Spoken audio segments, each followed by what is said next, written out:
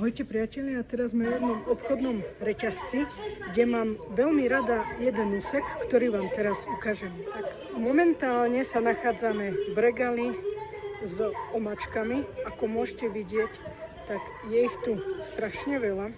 Tu je ďalší regál. Sú od vymyslu od rôznych výrobcov, lakostenia, tachín. Skrátka toto všetko, čo vidíte, tak toto všetko sú omačky, salsy, ako sa povie tu v Mexiku, pikantné, ostré, ostro pikantné. A skrátka, ako keď vidíte, na ktorom by som vám to príklad ukázala, tu sme mali vlastne, toto je mega pikantné, keď vidíte takéto salsy s takouto čierno-červenou etiketou, tak sú veľmi pikantné, veľmi ostré. Aj tu máme tamazulu, ktorá má tiež čiernu etiketu.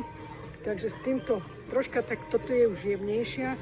S týmito čiernymi etiketami troška rešpekt. Takže toto je moja obľúbená zóna v obchodných reťazcoch. A k týmto omačkám ešte jednu poznámku. Moja obľúbená omačka je tu za mnou, botanera a tamazula. To sú moje obľúbené dva favority tu v Mexiku, čo sa týka kupovaných omačiek, ale najradšej mám domáce, ktoré sa spravia.